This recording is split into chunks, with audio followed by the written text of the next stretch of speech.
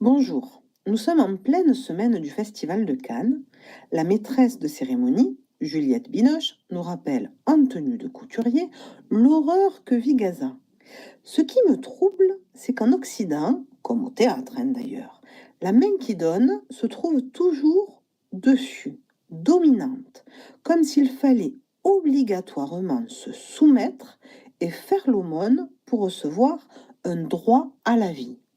C'est d'autant plus étrange que, dans de nombreux pays d'Asie, on porte les offrandes avec les deux mains, ce qui démontre l'humilité, la vérité, jusque dans le geste. Et il n'y a aucune honte à avoir de savoir donner sans rien attendre en retour. Il n'y a rien à cacher, ni au fisc, ni à aucun autre humain. Donner, c'est l'acte le plus simple au monde lorsqu'on n'attend rien en retour. Tout cela me semble d'autant plus étrange que dans la plupart des pays d'Afrique, on a ces images de femmes qui portent l'eau dans des jarres bien au-dessus de leur tête. Et quand ce n'est pas de l'eau, c'est leur enfant qui fait du sac à dos collé toute la journée à sa mère. Comme tous les mathématiciens, nous savons tous que pour que l'économie fonctionne, il faut que l'argent circule. Mais avez-vous déjà réfléchi jusqu'à quel point?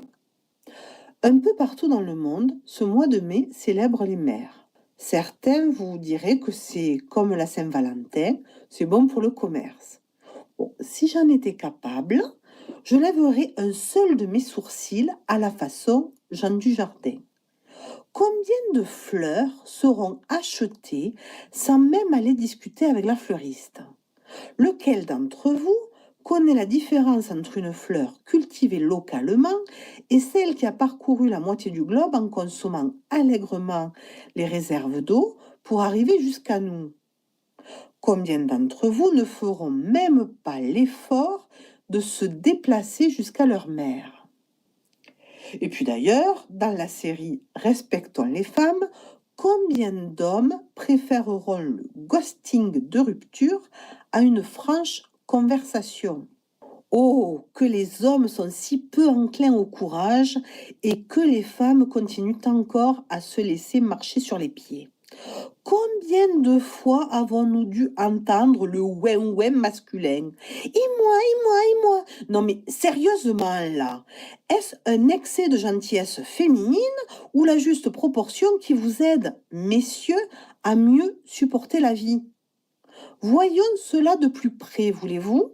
Quand vous faites le choix de dépenser 80 000 euros pour votre seul plaisir dans une voiture électrique uniformisée qui pollue plus que toutes les centrales à charbon réunies, de notre côté, nous aurions fait celui d'utiliser la même somme pour développer la créativité de 3 constructeurs indépendants au style bien différencié, d'acheter une carriole avec cheval pour faire la joie des enfants, et même la mise à disposition de quelques vélos en bois, avec si possible le maintien du dos droit à la façon hollandaise pour un effort sans pollution.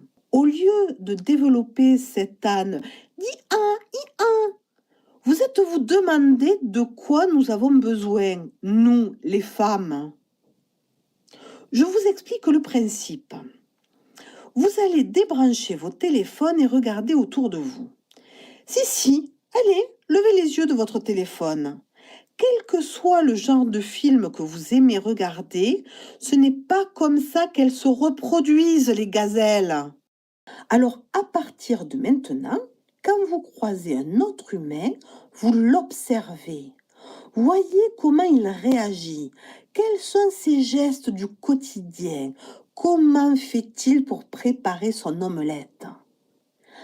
Avant de nous demander de payer 40 000 euros par mois pour la seule coiffure de Brigitte, nous aurions besoin de 40 euros, et c'est vraiment le minimum, multiplié par, bon, à la louche, environ 30 millions, c'est le nombre de femmes juste pour la France. Alors, rien que ça nous fait 1,2 milliard par mois. Et ça, ce n'est pas de l'argent qui tue, ce n'est pas de l'argent sec, Cet argent, il est réutilisé par nos coiffeuses pour donner quelque chose à l'apprenti qui fait le shampoing, le salaire d'une ou deux employés à temps plein, l'informaticien et toute l'économie qu'il y a autour.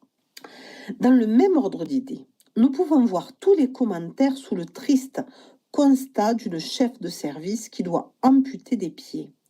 Tout ça parce que on a préféré envoyer des patients consommer du soin plutôt que de financer un accompagnement chez un hypnothérapeute, une analyse de microbiote individualisée et un coach holistique faisant autre chose que de compter bêtement des calories.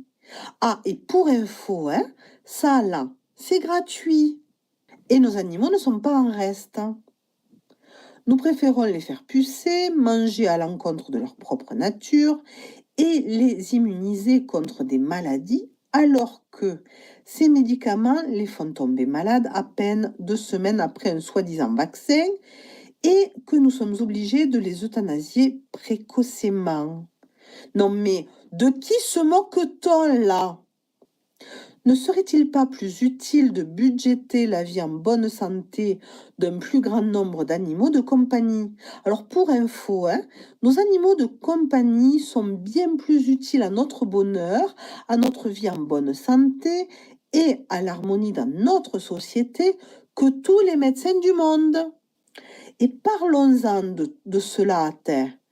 Comment se fait-il que les femmes doivent encore souffrir pendant leur accouchement, alors qu'un simple suivi de la temporalité des hormones de l'accouchement permettrait d'éviter ces si nombreuses péridurales, césariennes et épisiotomies? Est-ce vraiment cela que vous voulez, messieurs, nous voir souffrir? Alors voilà ce que j'attends de vous. Montrez-nous que tout cela ne vous ressemble pas. Montrez-nous que vous méritez un peu plus de respect que ça. Montrez-nous votre véritable façon de penser avec des actions concrètes. Et pourquoi pas un témoignage d'environ 3 minutes. Je vous remercie de votre attention et à très vite.